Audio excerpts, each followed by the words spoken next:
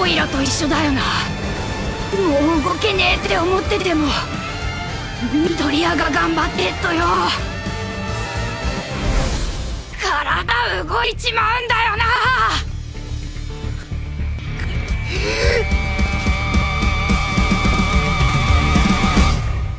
Purest drug in anime isn't a transformation or a beam struggle, it's when the entire squad pulls up. It's that moment the homies ignore physics and assemble like the Avengers to save their boy or girl. Nothing hits harder than the homies having your back.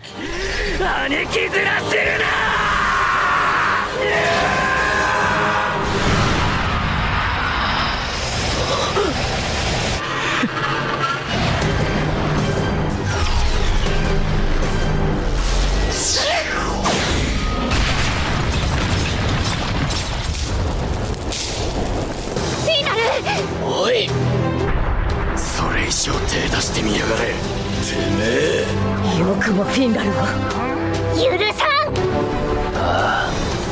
もう勝負は決まっただろ。 We start with a scene that actually made me pause the video and walk around my room. It's uncomfortable to watch, and you're sitting there thinking, okay, surely the ref stops this. But then the Black Bulls decide that the tournament rules are more like friendly suggestions. In a split second, Asta, Magna, and Luck don't run onto the field. They instant transmission right into the kill zone. Weapons drawn, zero hesitation. They aren't just saving a teammate, they're holding a blade to the throat of royalty and daring him to switch. It's the ultimate we dare you to touch our boy energy, and it's glorious. あれは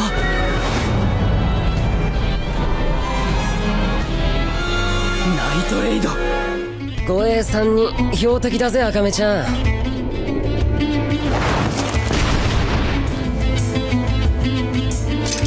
いいか、あの刀に触れるなよ。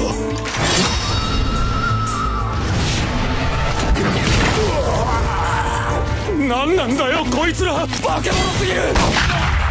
Let's take it back to the edgy phase that we all went through. You know the one, don't you? Akame ga Kill is often remembered for its brutality, but we forget how incredibly stylish its entrances were. Tatsumi is standing there, facing the twisted reality of the capital, realizing the family he trusted are actually sadistic monsters. He's frozen. Then the moon hits just right. The wire thread descends like spiderwebs, and Night Raid drops in. It's theatrical, it's pose-heavy, and it's undeniably cool. It captures that specific 2010s anime vibe where being an assassin wasn't traumatizing, it was just the sickest job application in the world.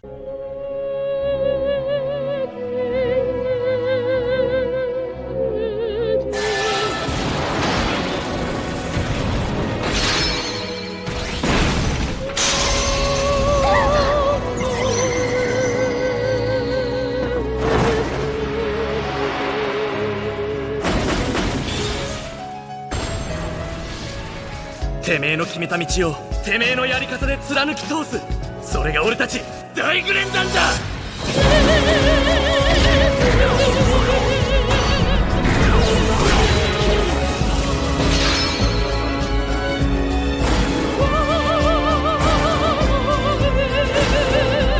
天も次元も突破して力で見せるぜ、己の道を。権限突破、グレンラガン。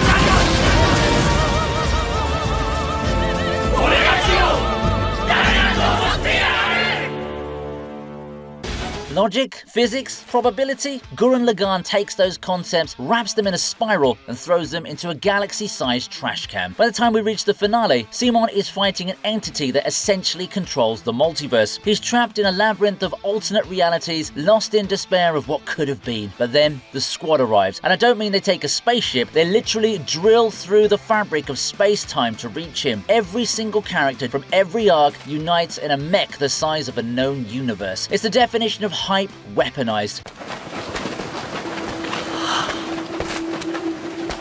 お前らもかよ。友達がまだ戦ってんの見て。ここまでやってきたもんね。みんなドリアング。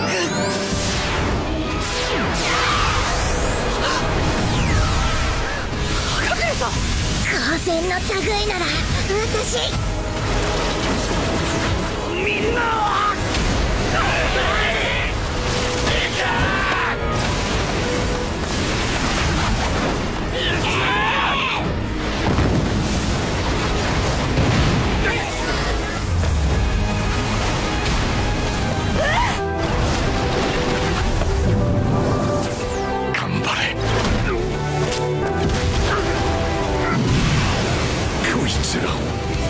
上がらせているのだ。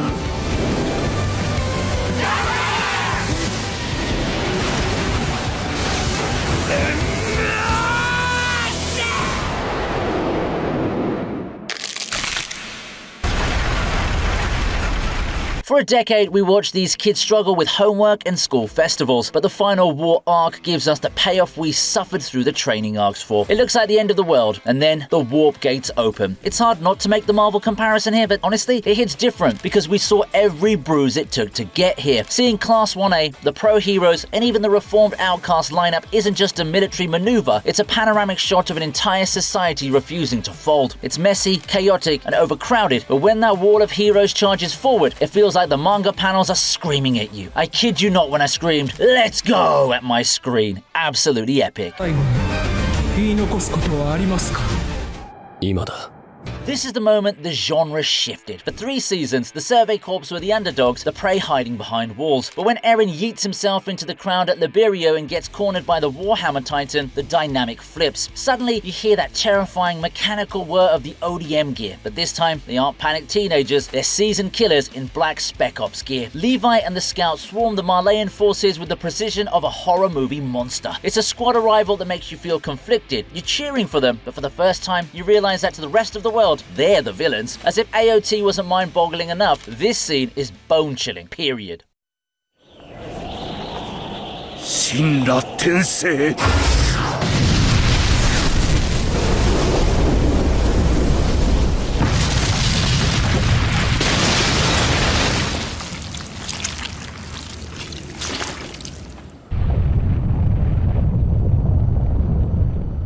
なんなのよ、これ。ナルト、ナルト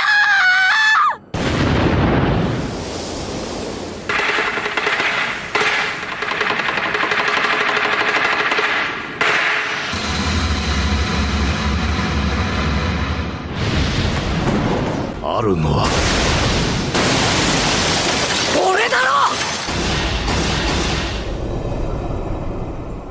I don't care how many new anime come out, this remains the gold standard of your boy is here. The Leaf Village is a crater. Pain becoming a kite in the sky has literally flattened the map, and in a puff of smoke, Naruto appears. But it's not just him, it's the visual storytelling, the red coat, the scroll, the folded arms, and he's flanked by the entire Toad Mafia, Gamabunta, Gamahiro, Gamaken, and the Elder Sages. He doesn't look like the scrappy underdog anymore, he looks like the Hokage he always dreamt of being. Tsunade could literally see that. Most squad arrivals are frantic, this one was terrifyingly calm. It's the moment Naruto stopped being a nuisance and started being a hero. If you didn't get the chills here, check your pulse. If you're having fun, please give this video a like and subscribe to the channel. It won't take more than just a second. Thank you.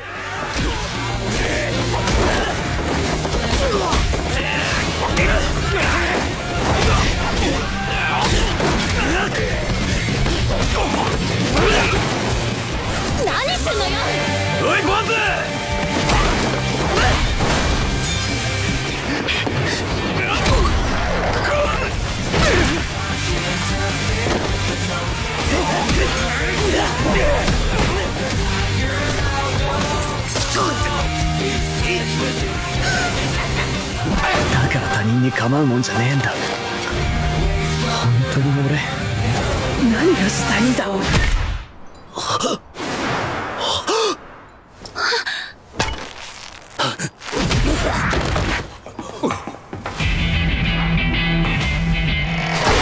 分かってたろうな。ほら。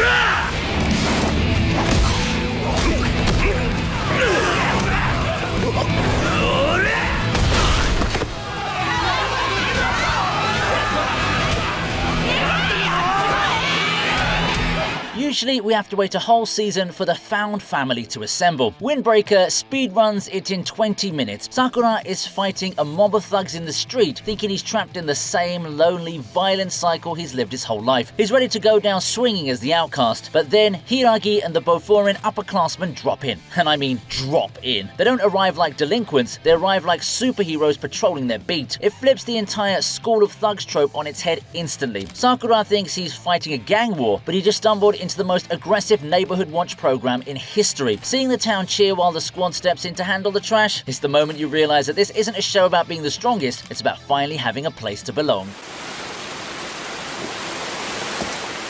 さあな俺の力を返せ金城。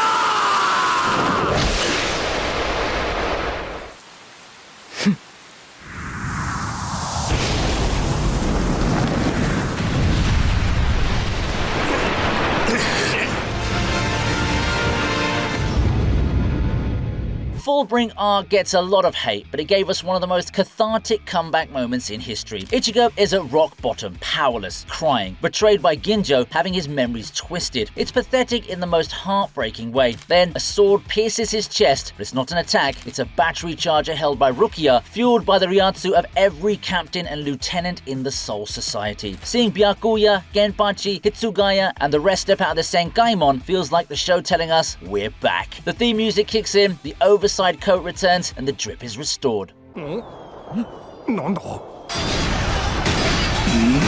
れは白ひげ海賊団の奇襲攻撃か。こ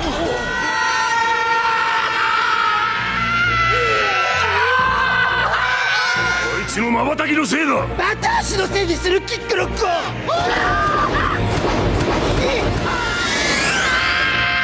こんな死に方嫌だっちゃべる。てめえの提案なんて聞くんじゃなかったぜ麦わら。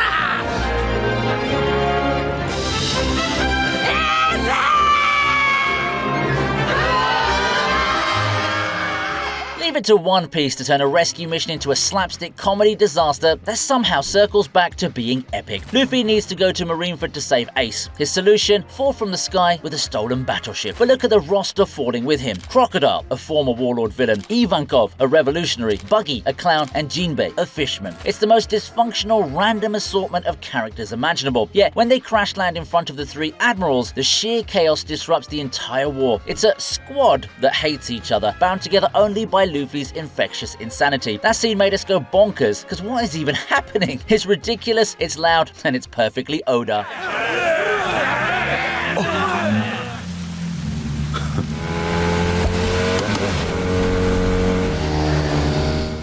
マイキーのバブだ。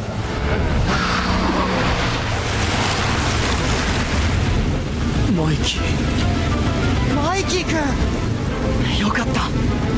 これでペイヤーも止まる。なるほどね。誰にそそのかされた。へえ、意外。マイキーって頭も切れるんだね。誰？なんだこいつ。間に合ったか。 Nothing, and I mean nothing, that hits the shonen dopamine receptors quite like a gang war rollout. Hanma's out here standing with 100 dudes looking at Mikey's group of 4 like he's about to feast on a buffet. The math wasn't mathing and the vibes were atrocious. But this is Tokyo Revengers, and if there's one thing delinquents love more than crying, it's a dramatic entrance. The second you hear those exhaust pipes screaming in the distance, you know it's over. The Thoman captain pulls up with the whole squad, and suddenly that 4v100 turns into a straight up funeral for Mobius. It transforms from a desperate last stand into the Avengers assemble of middle school biker gangs. It's loud, it's violent, and it's absolute hype fuel.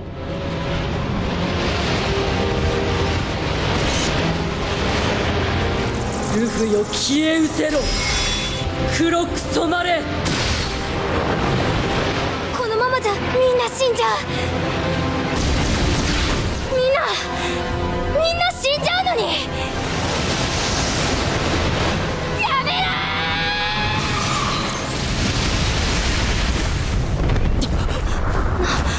ー。なんだ。やはり来たわね。最も忌むべき命。あれはシンドバッド。バナナサイカ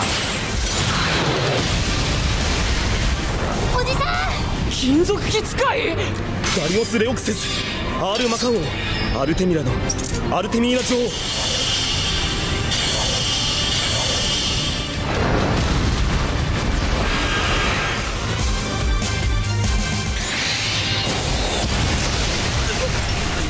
If we're talking about I'm him energy, we have to talk about Sinbad. The situation in Margit was looking bleak. We're talking world-ending, soul-sucking, everyone is gonna die bleak. The medium is literally tearing God out of the sky, and then Sinbad decides to stop playing around. He nukes the battlefield with a lightning bolt from the heavens because of course he does. But he didn't come alone. He brought the entire Seven Seas Alliance, turning this into the greatest crossover event since Infinity War. It's overpowered, it's excessive, and when the squad pulls up ready to wreck shop, it's the definition of peak fiction. Sinbad is simply built different.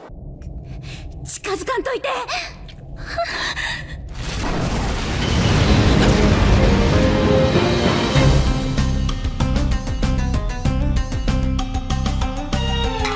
キュウソ様、これは。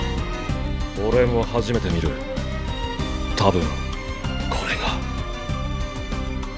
百鬼夜行。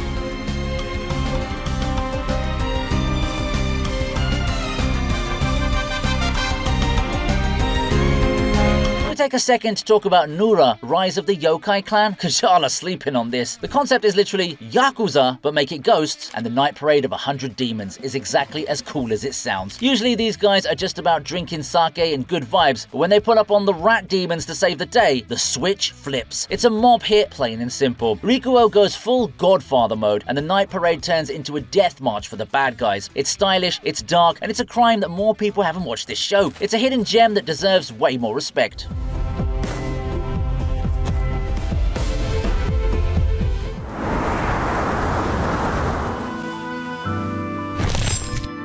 ありがとう、無惨。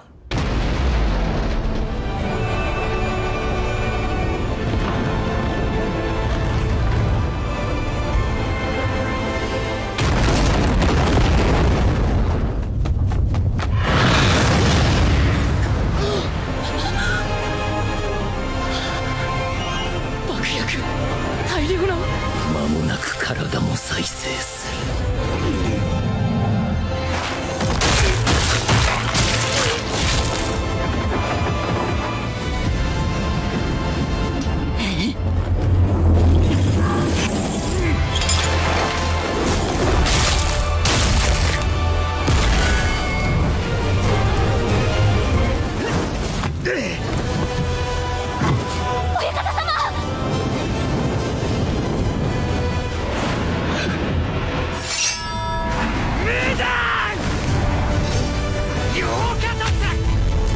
And finally, the moment that had us screaming at our screens. The Hashiras versus Michael Jackson himself. The tension when Muzan walked into that mansion was thick enough to cut with a Nichirin blade. But the best part, we thought Ubuyashiki was defenseless, but the man was playing 4D chess with his own life. He hits the detonator, and before Muzan can even process it, Guillaume comes swinging out of the shadows with the force of a wrecking ball. The rest of the Hashiras drop in like a tactical nuke, the UFO table animation budget goes through the roof, and Muzan actually looks rattled for the first time. It's the mother of all cliffhangers, the perfect storm of hype, and a reminder that Demon Slayer knows exactly how to leave us begging for the next season. Absolute cinema. Okay, so I know there aren't many that haven't made the list, so let me know which ones. If this video gets enough views and likes, I'll consider making another one. So if you want a part 2, give this video a like, share with your friends, and ask them to like and subscribe to the channel. Until next time, ciao.